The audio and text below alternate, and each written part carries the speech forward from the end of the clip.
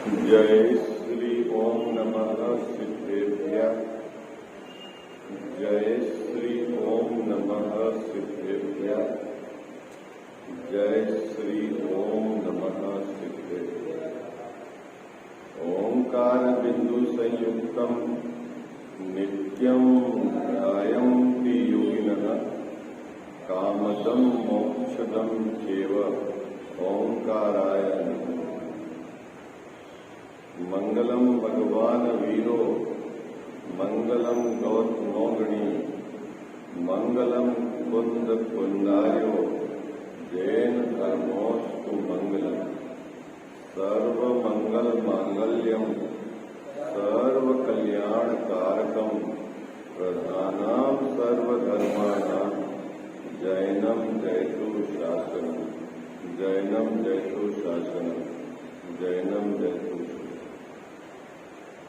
नमः श्री समयसाराय स्वानुभूत्या जगाते चित् स्वभावाय भावाय सर्वभावान्तरे चिते वंदितु सौवसिद्धे ध्रुवचल मनोवम गतिम पत्ये वोक्षामि समय पाहुड़ मीणमु शुद्ध केवली वणितम। इस भवतरु का मूल लिख जानहु मिथ्या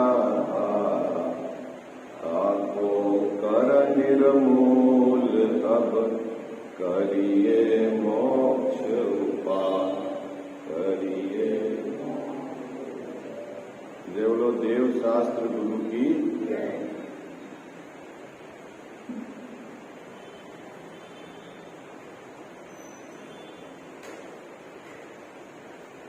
सातवां अधिकार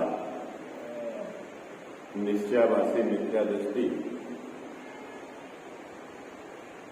उसका निश्चय के आभास का अवलंबन लेकर किस प्रकार प्रवृत्ति होती है उसकी चर्चा, वह विषय अपना चल रहा है क्रम में।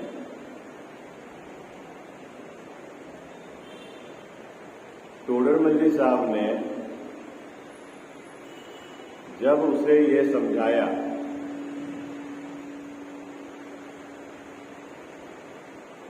साहब, ये मास्टर थोड़ा सा कम कर दो ना, सीटी आ रही, सीटी ऊपर ऊपर ऊपर वाला मास्टर थोड़ा सा कम करो। हेलो हेलो हेलो, अब नहीं आ रही सीटी। हेलो हेलो, हल्का सा ट्रबल भी कम करो। आगे बीच वाला बीच वाला हेलो हेलो, ठीक है हेलो।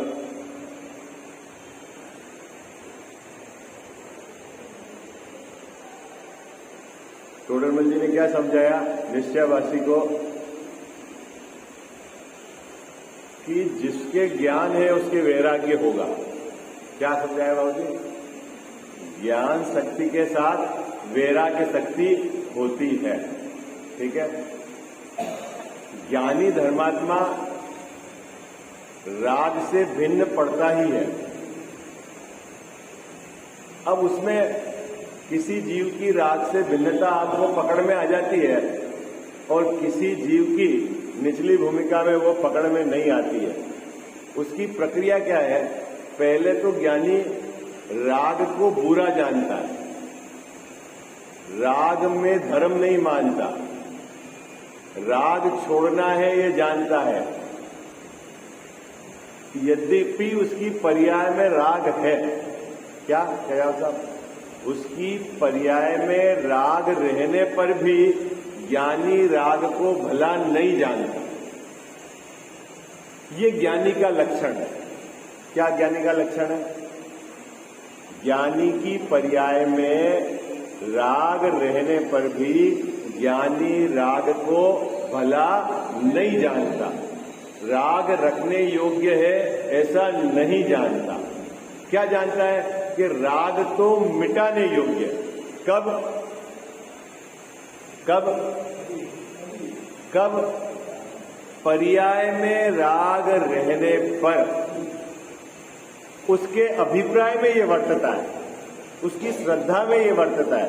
क्या वर्तता है? कि राग रखने योग्य नहीं है, राग भला नहीं है, राग से धर्म नहीं है, ये सब उसके अभिप्राय में वर्तता है। कब? जब पर्याय में उसके राग विद्यमान है? अभिप्राय में ऐसा वर्तता है। गजब की बात, अपने को मैं उदाहरण से समझाता हूं। ज्ञानी धर्मात्मा पूजन करते हुए भी क्या करते हुए भी? पूजन करते हुए भी, शास्त्र का स्वाध्याय करते हुए भी, क्या वो शास्त्र के अभ्यास करने का भाव, पूजन करने का भाव, वो राग भाव है, पुण्य भाव है, उसमें धर्म नहीं है, ऐसा उसके अभिप्राय में निरंतर चलता है। क्या? कब?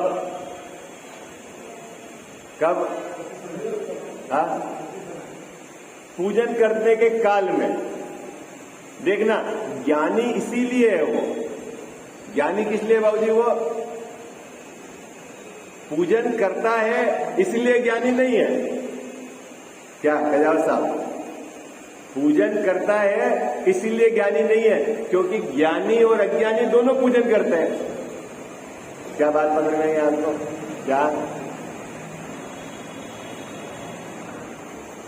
बाबूजी बात पकड़ में आ रही है ना आपको? बराबर। ज्ञानी भी पूजा करता है, अज्ञानी भी पूजा करता है। ज्ञानी भी व्रत करता है और अज्ञानी भी व्रत करता है। अज्ञानी भी उपवास करता है और ज्ञानी भी उपवास करता है। तो फिर उनमें बंटवारा ज्ञानी और अज्ञानी का कैसे कर रहे हो आप? प्रश्न तो ये है ना, जब दोनों पूजा कर रहे हैं, दोनों के पूजा करने का भाव है, दोनों का जिनेंद्र भगवान के प्रति भक्ति का भाव है, ज्ञानी के और अज्ञानी के, फिर आप एक को ज्ञानी कह रहे हो और एक को अज्ञानी कह रहे हो, ये कैसे संभव है? ये प्रश्न हो सकता है ना खजावत साहब? तो उसका उत्तर क्या दे रहे हैं यहां पर आचार्य महाराज? के पूजा करते हुए ज्ञानी पूजा के भाव को धर्म नहीं मानता, अभिप्राय में। आई बात समझ में? और अज्ञानी पूजा करते हुए पूजा के भाव को ये मानता है कि मैं धर्म कर रहा हूं, इसलिए वो अज्ञानी है और ये इसलिए ज्ञानी है। क्या बात पकड़ में आई आपको? क्या बात पकड़ में आ रही है ना? बराबर। क्या कहां से बंटवारा है ज्ञानी अज्ञानी का? पूजा के आधार से बंटवारा नहीं है, अभिप्राय के आधार से बंटवारा है। कहां से बंटवारा है बाबूजी? अभिप्राय के आधार से बंटवारा है। ज्ञानी भी सफेद धोती पहन लेगा, अज्ञानी भी सफेद धोती पहन लेगा। ज्ञानी भी खड़ा होकर पूजन कर लेगा, अज्ञानी भी खड़ा होकर पूजन कर लेगा। ज्ञानी भी वही देवशास्त्र गुरु की पूजा करेगा, अज्ञानी भी देवशास्त्र गुरु की पूजा करेगा। उसी प्रकार की थाली और उसी तरीके से कर लेगा। तो फिर बंटवारा कहां से है ज्ञानी अज्ञानी का? कहां से बंटवारा है? उसकी मान्यता से, उसके अभिप्राय से। क्या बंटवारा है? कि ज्ञानी उस पूजा के भाव को धर्म नहीं मानता।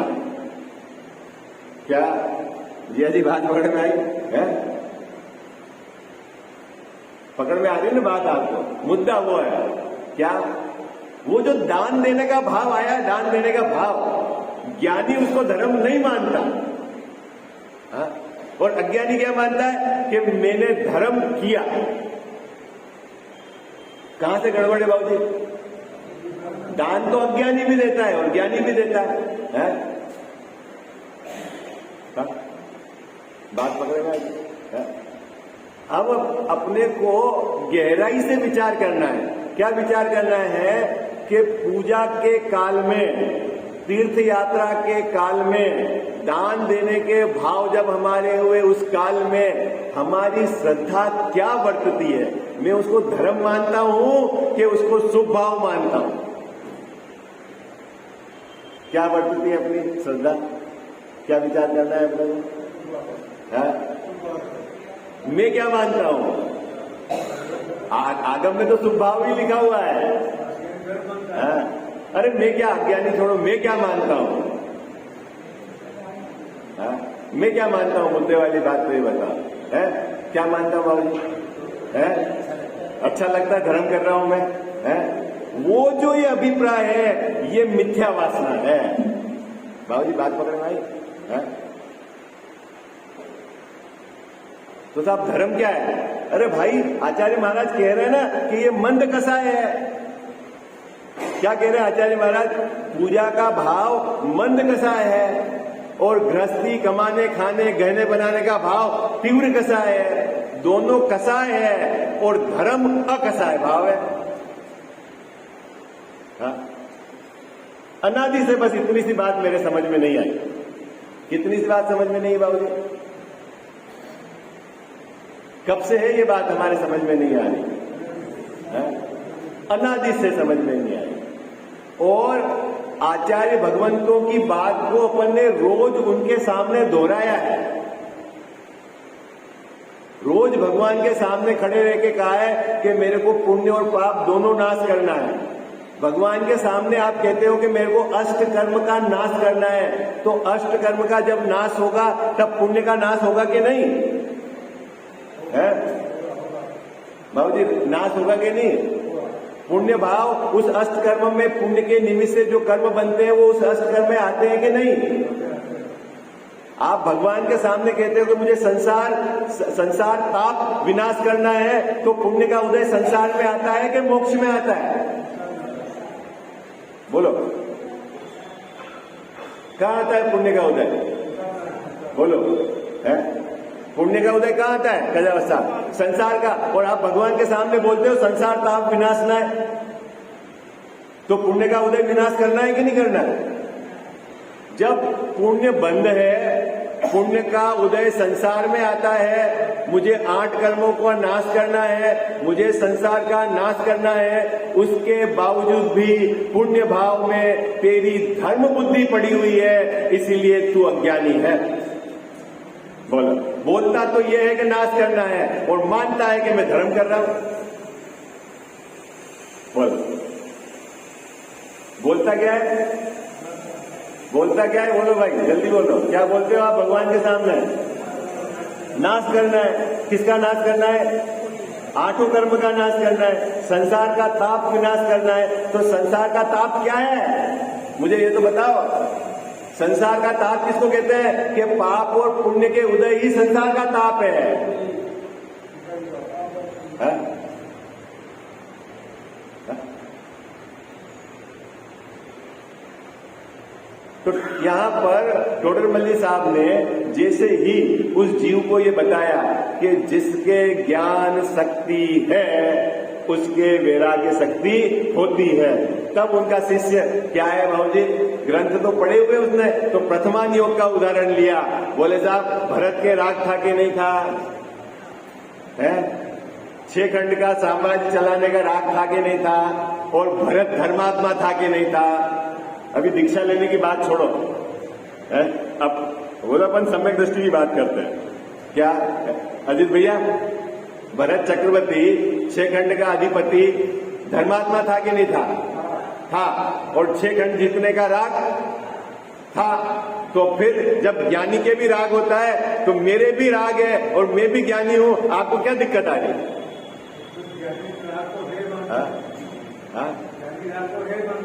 ये उसने प्रश्न खड़ा किया। किसने प्रश्न खड़ा किया? उस निश्चयवासी मिथ्या दृष्टि ने। अब टोडरमल्ली साहब उसका उत्तर दे रहे हैं। क्या? निकालिए पेज नंबर 219।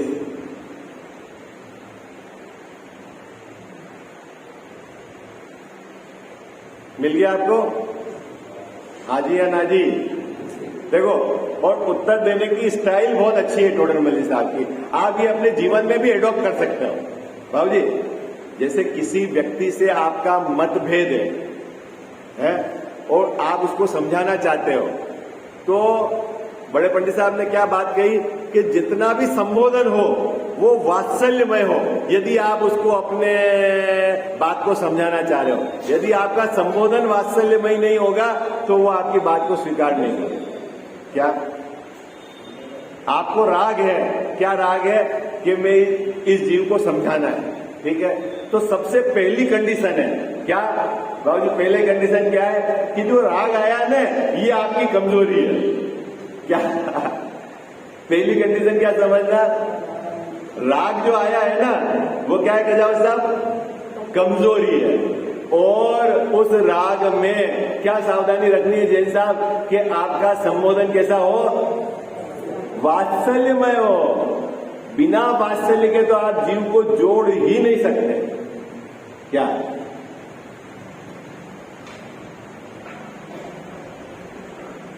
अब टोडरमल जी साहब शिष्य को समझाना चाह रहे हैं, तो शिष्य को समझाने के लिए क्या, सबसे पहले उसने जो बात कही उसको कहा हाँ तेरी बात तो सच्ची है? जैसे ही बाबूजी ये बात कह दी वो आधा आपके पक्ष में हो गया। क्या आधा आपके पक्ष में हो गया? तू जो बोलता है ये बात तो सच्ची है। क्या बात करने में आई आपको? कभी भी आप ट्राई करना, जैसे है ना कहीं भी है कोई भी विवाद हो रहा हो और सामने वाले ने अपना पक्ष रखा, आप उसके पक्ष को सिरे से खारिज कर दो, नहीं तो वो कहेगा मेरे को तेरी बात नहीं सुनने का, काम खत्म। तू तेरे घर मैं मेरे घर। जगत में भी ऐसा ही है? कोई भी बात करना है उसका प्रस्तुतिकरण कितना व्यवस्थित होना चाहिए कि, तो यहां टोडरमल जी साहब ने क्या कहा, पहले सीधा कहा कि तू जो कह रहा है कि भरत के राग था पर्याय में, ये बात भी सच्ची है। तू जो कह रहा है कि मोह के उदय से राग होता है, ये बात भी सच्ची है। तेरी दोनों बात गलत नहीं है। क्या कहा? क्या कहा टोडरमल जी साहब ने कि तूने कहा कि मोह के उदय से पर्याय में राग होता है, ये बात भी सच्ची है। और तू जिनका उदाहरण दे रहा है भरत के भी सम्यक दृष्टि होते हुए पर्याय में राग था, ये बात भी सच्ची है। सामने वाला खुश हो गया। फिर उन्होंने कहा परंतु अब मेरी बात सुन। क्या कहा? परंतु बुद्धिपूर्वक राग नहीं करते। ये क्या चक्कर है? राग है और बुद्धिपूर्वक राग नहीं करते। इसका अर्थ क्या है कि उनकी पर्याय में राग होने पर भी वह राग को भला नहीं जानते हैं। बात पकड़ में आ गई क्या सर? क्या देखो, आपको आपकी भूमिका का उदाहरण दो बाबूजी। अपने पुण्य के उदय से बाहर में जो भी सामग्री मिली आपको, मान लो एक मकान मिल गया, गाड़ी मिल गई, ठीक है।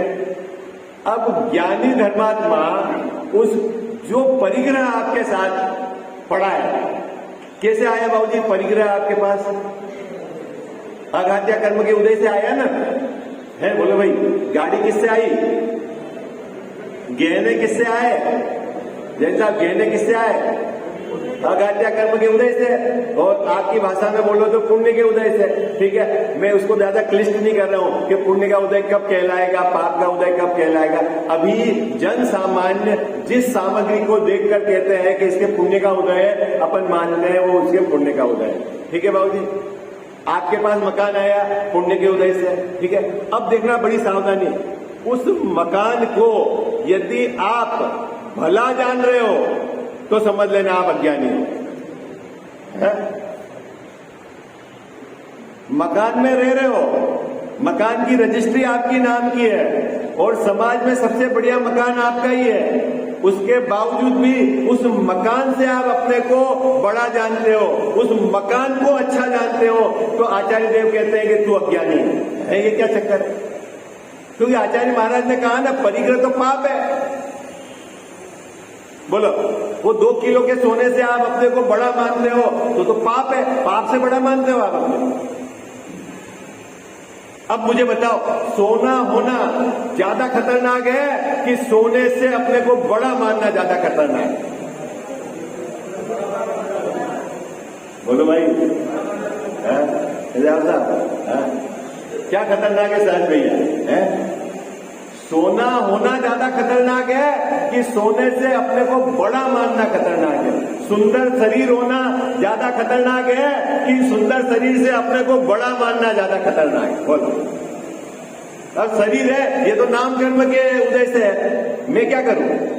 है? और शरीर मैं नहीं हूं, ये बात भी सच्ची है। कितनी सच्ची है? 100% सच्ची है।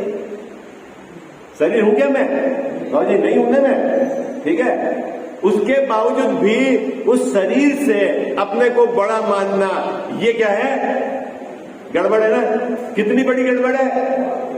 कितनी बड़ी? बहुत बड़ी गड़बड़ है।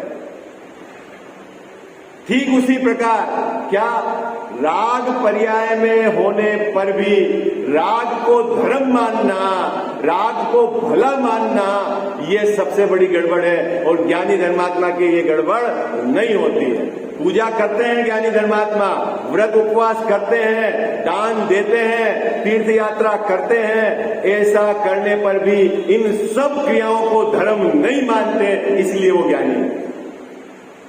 बात पकड़ना आ गई। और मैं बोलो भाई अजीत भैया, मैं धर्म मानता हूं, इसलिए मैं अज्ञानी हूं। अब बाबूजी मैं कब ज्ञानी होऊंगा? कितनी पूजा करूंगा तो ज्ञानी हो जाऊंगा?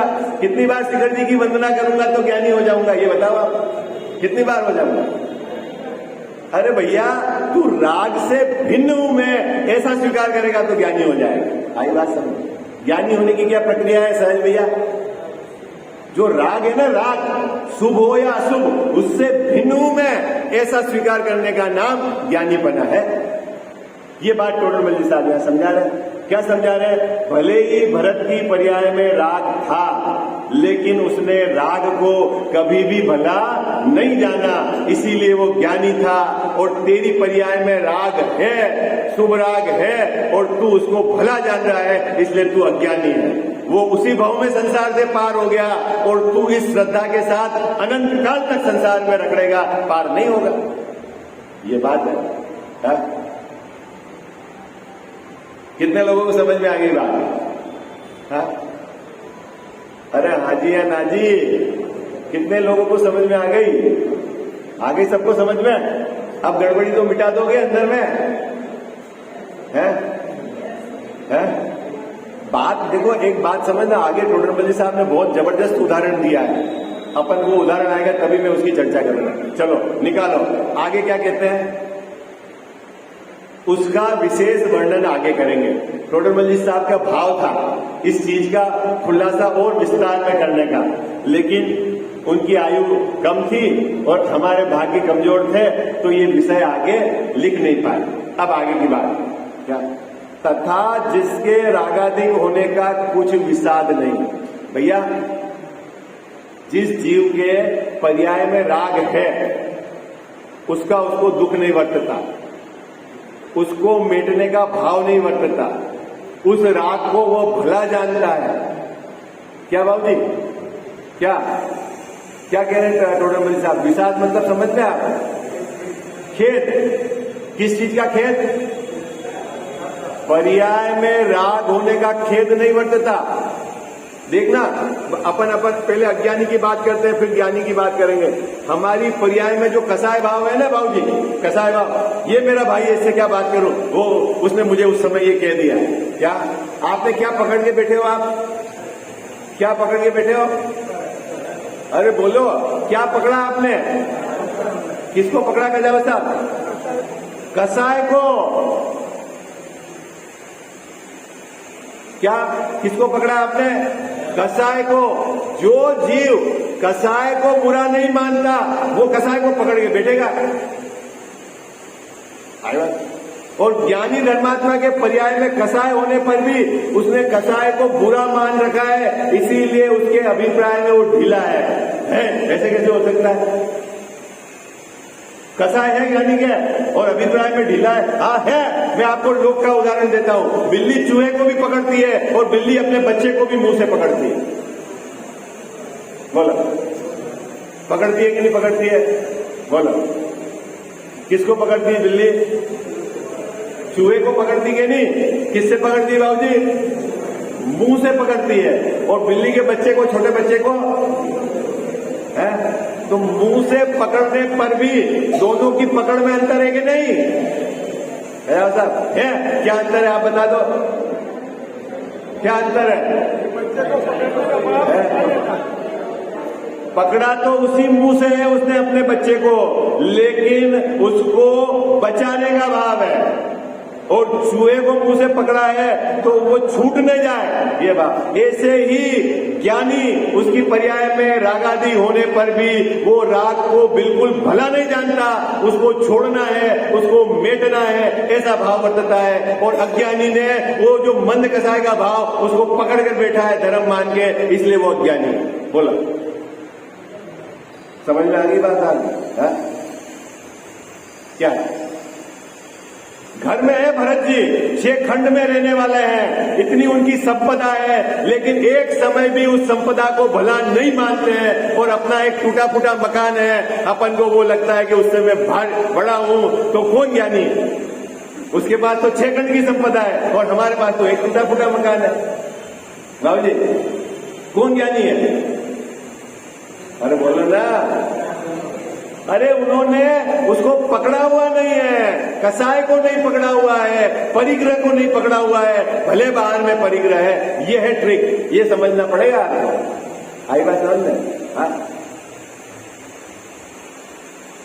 आप और उदाहरण दो। आप, मैं उदाहरण देता हूं आपको। स्वयंभू रमण में मछली, मगरमच्छ, सुना है कि नहीं आपने उदाहरण? गजावत साहब, क्या बोलो, सुना है तो आप बताओ क्या है? नहीं सुना गजावत साहब? किसने सुना बोलो आप? हाँ, एक तंदुल मच्छ होता है बाबू, 2 जने बस। हाँ? योजनों चौड़ा मच्छ है? कितना? 1000 योजन। 1 योजन नहीं है, 1000 योजन। योजन समझे आप?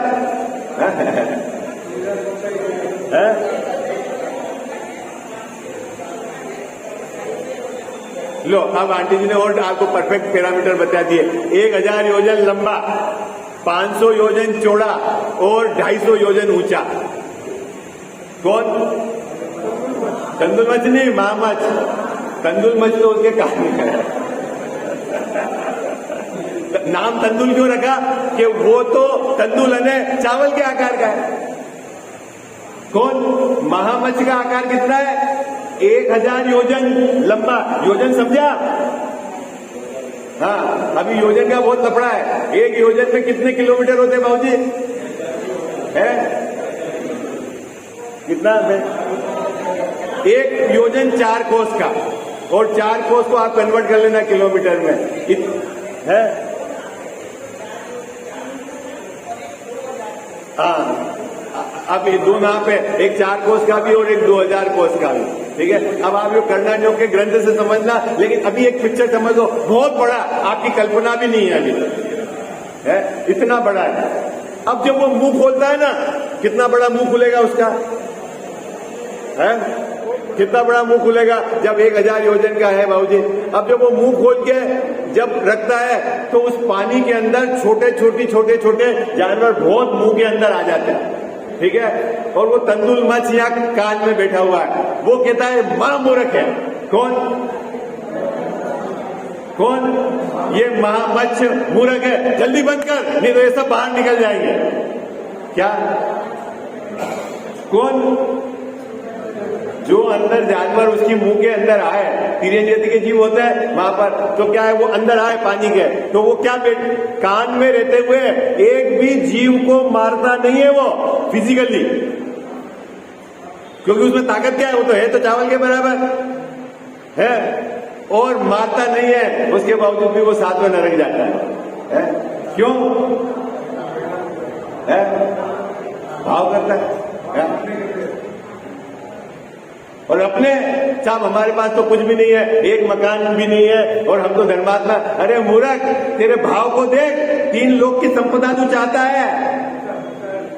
चाह क्या है बाबूजी इसकी?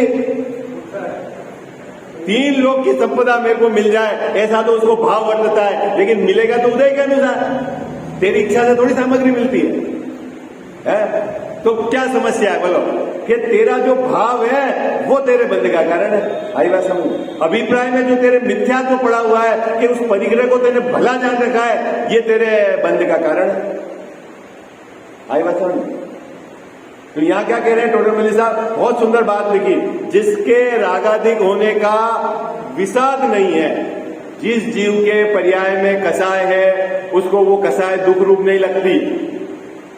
जिस जीव के पर्याय में राग है वह राग मिटाने का उद्यम नहीं करता, उस राग से अपने को बड़ा जानता है, उस कसाय से अपने को ऊंचा जानता है। वो समझ लेना अभी तो उसके अनंत संसार बाकी है क्या,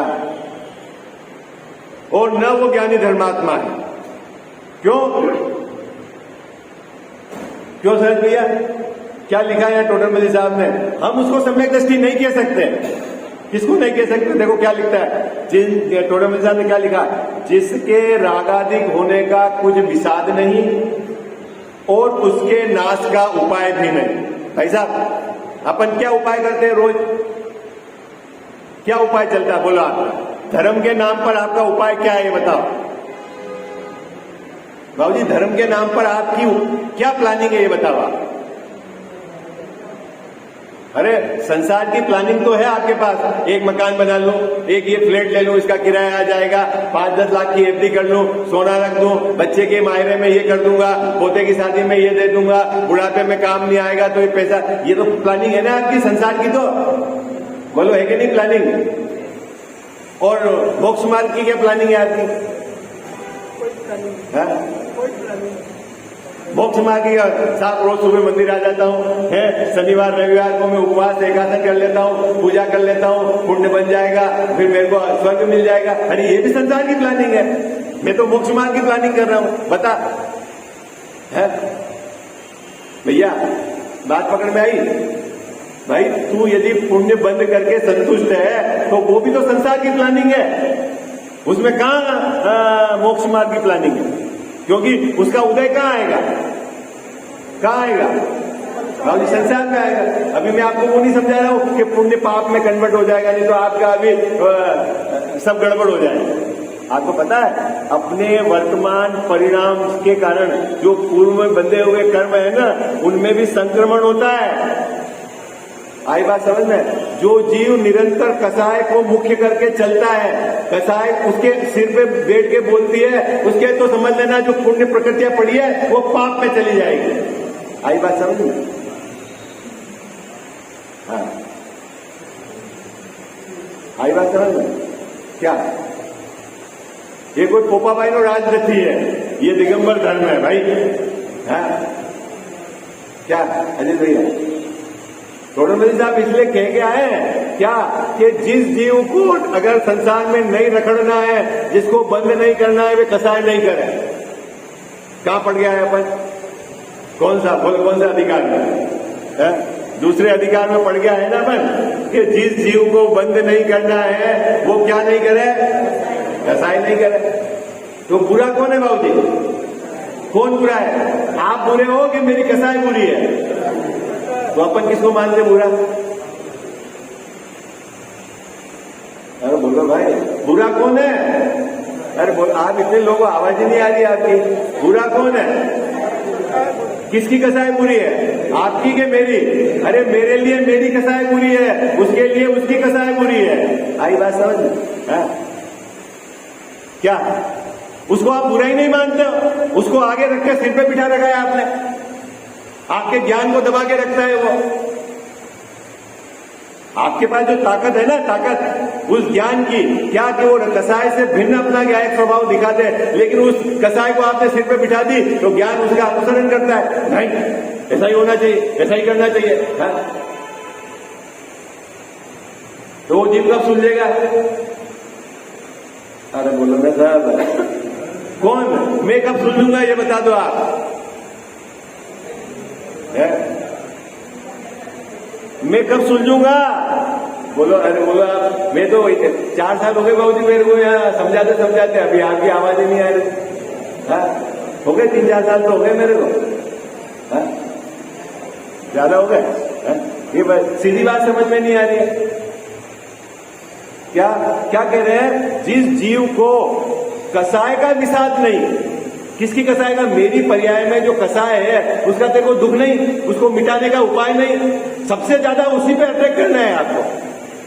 हम अटैक दूसरे पे करते हैं, अटैक क्या करना है वहां अटैक होता नहीं है। क्या अटैक करना है बाबूजी?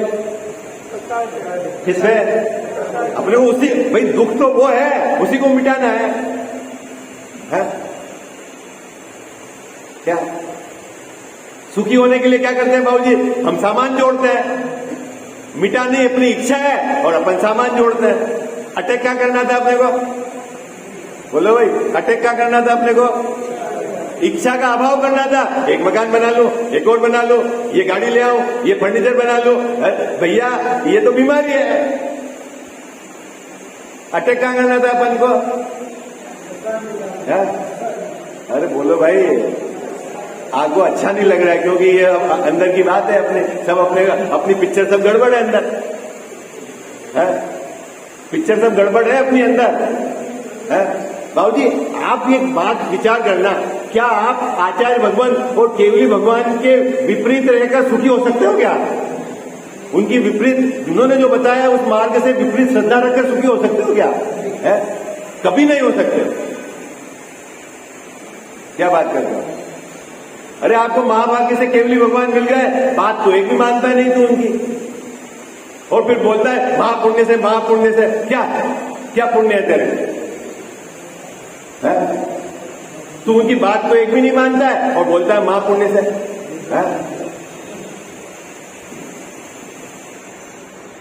बोलो भाई, क्या दुख किसका है? किसका? कसाय का। किसकी कसाय का? मेरी कसाय का। मेरे को उद्यम क्या करना है? मेरे को जगत परिवर्तन नहीं करना, कसाय मिटानी है। क्या? मुझे सुखी होने के लिए दुनिया को चेंज नहीं करना, कसाय मिटानी है। मेरी कसाय। हाँ, मेरी कसाय। सामने वाले की तो तू मिटा ही नहीं सकता है। तेरे में दम क्या है? हाँ, अपन कोशिश जरूर सामने वाले की कसाय मिटाने की करते हैं, अपनी मिटाने की नहीं करते हैं। गजवा साहब ने सही बात बता दी। क्या हम किसकी कसाय मिटाना चाहते हैं? सामने वाले की। वो सामने वाले की कसाय कौन मिटाएगा?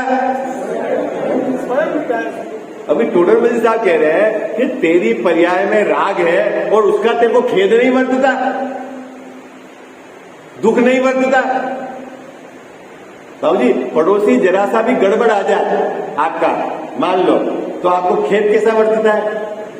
मान लो आपके पड़ोस में किसी किराएदार को दे दिया और किराएदार सही नहीं है, तो आपको खेद कब बरतता है? कब बरतता है?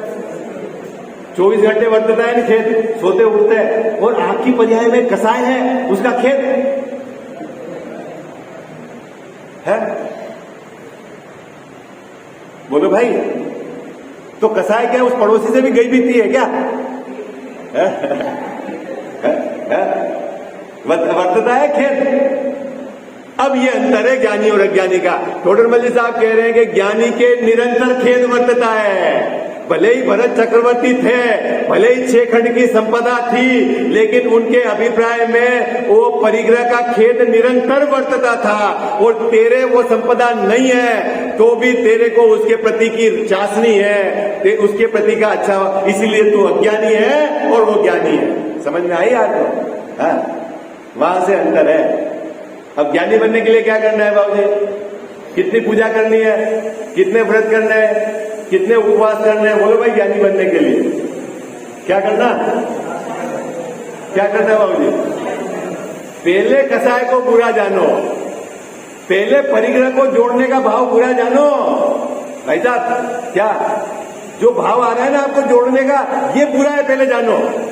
है साहब मेरे पुण्य के उदय से आएगा, अरे वो हमको भी पता है कि पुण्य के उदय से आएगा, लेकिन भाव पाप है। क्या आई बात समझ रहे? क्या बाबूजी बात पकड़ में आई आपको? सामग्री मिलना वो तो पुण्य का उदय है, लेकिन सामग्री को जोड़ने का भाव वो तो पाप का है, और सामग्री को भोगने का भाव वो भी पाप का। आई बात समझ? क्या पहले तो ये समझ, क्या समझ? क्या 24 घंटे हमारे को जोड़ने का भाव चलता है, ये कर लूंगा ऐसा हो जाएगा, इतना ये करना, ये बनाना, ये भाव ही दुख है, ये भाव पाप है। सामग्री तो पुण्य से आएगी, लेकिन ये भाव पाप है। आई बात समझ? ये समझ में आ गई आपको? कितने को समझ में आ गई? अरे बोलो हाँ जी। आप हाथ उठाओगे तो आगे बढ़ूंगा। मेरे को तो समझाना है आपको, ग्रंथ पूरा थोड़ी करना है। आप में इतने जनों में 5-10 तो हाथ उठाओ तो मेरी हिम्मत बढ़े कि जिनके समझ में आ गई, किनके समझ में आ गई।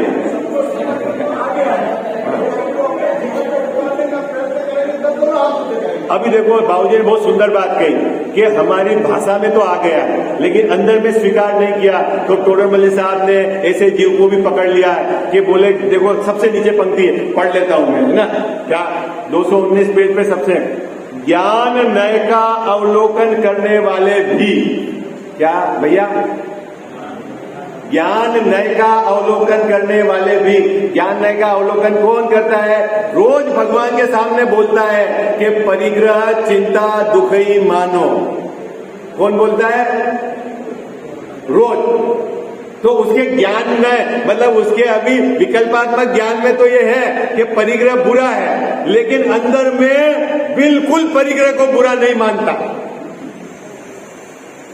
क्या क्या भगवान के सामने रोज बोलता है क्या कि तृष्णा की खाई खूब भरी पर वह रिक्त रही, ठीक है। उसके बावजूद भी तृष्णा के भाव को जो बिल्कुल बुरा नहीं मानता है, मेटना है ऐसा नहीं मानता है, उसको कह रहे हैं कि वो स्वच्छंद मंद उद्यमी है। मंद उद्यमी भले ही वो भगवान के सामने खड़ा है, भले ही भगवान के सामने रोज पूजा करता है, लेकिन अंदर में उसने उसको स्वीकार नहीं किया है, तो कहा है वो संसार में डूबता है। लो, कौन डूबता है संसार में? ऐसा मैं तो पूजा कर रहा हूं, तू बोल रहा है वो तो बात को मानता तो है नहीं, क्या पूजा कर रहा है? है साहब, मैं तो 4 पूजा रोज करता हूं, और हम कहा, हम तो कह रहे एक ही कर ले अच्छे से, 4 के चक्कर में क्यों पड़ा? क्या कह जाओ साहब, एक ही कर ले अच्छे से साहब। अच्छा मतलब क्या कि तू जो बोल रहा है भगवान के सामने उसको स्वीकार कर ले, है? बोला कितनी पूजा करनी बोला, हाँ, पूजा का अहंकार हो गया है इसको। मैं 20 साल से पूजा कर रहा हूँ, मैं खड़े रह के कर रहा हूँ, मैं सामग्री खुद तैयार करके कर रहा हूँ, लेकिन तू पूजा में क्या बोल रहा है वो तेने अंदर में स्वीकार किया कि नहीं, ये बता। हमारी बात तो वहां से चालू होगी। कहां से चालू होगी गजाव साहब? कहां से चालू होगी अपनी बात? हाँ, ये किसने लिखी बात? ये अमृतचंद स्वामी का कलश है 151 नंबर का। आई बात समझ में? हाँ, दिगंबर संत उनकी बात है ये कलश, कि तू ज्ञान नय का तो अवलोकन करता है और अंदर में क्या है? स्वच्छंद मंद उद्यमी है। बिल्कुल तू उसका विचार करके निर्णय नहीं करता जैसा है, अंदर में बिल्कुल तेरे को उस बात का विचार ही नहीं है। भगवान के सामने क्या बोलता है उसका तेरे को विचार ही नहीं है, और उसको बुरा मानता भी नहीं है, भगवान के सामने बोलता है। बोलो ईमानदारी से बोलो भैया, आपने कितने साल से 10 लक्षण पूजा करी? जोर जोर से आपने हरि चढ़ाया ना माइक में, परिग्रह चिंता दुखी मानो। आपने परिग्रह को ईमानदारी से बताना, एक भी क्षण के लिए दुख माना है? एक भी क्षण के लिए अंदर में दुख माना है? ये बताओ आप, है? फिर पूजा कब हुई आपकी? ऐसा सालों से कर रहा हूं पूजा में, कर रहे पूजा तो खुद ही बोलता है भावों में जिन पूजन की नहीं, हर भाव में मैंने भगवान की पूजा की। समोसरण में गया, कुछ काम नहीं हुआ। क्यों नहीं हुआ काम? क्या भाई तेरा तरीका ही गलत था, है? तूने मात्र बोलने में ही संतुष्ट हो गया था, मैं बोल लेता हूं बढ़िया। अरे भैया, जैन दर्शन बोलने का नाम नहीं है, अंदर में क्या स्वीकार करता है। यदि तेरे को कसाय बुरी नहीं लग रही है, तेरी पर्याय में कसाय वर्तती है, उसका खेद नहीं वर्तता है, कसाय को मिटाने का तू उद्यम नहीं करता है, तो अभी समझ लेना तूने जैन धर्म समझा ही नहीं। से चर्चा कर। मिथ्यातम नाश वेको ज्ञान के प्रकाश वेको आपा पर भाषा वेको भानु सी बखानी है। छहु द्रव्य जान वेको बंध विधि भान वेको स्वपर पिछान वेको परम प्रमाणी है। अनुभव बताय वेको जीव के जताय वेको काहू न सताय वे भव्य और आने है। जहाँ तहाँ तार वेकु पार के उतार वेकु सुख विस्तार वेकु यही जिन वाणी है। जा वाणी के ज्ञान ते सूझे लोकालोक सो वाणी मस्तक चढ़ो सदा देत हूँ धोख।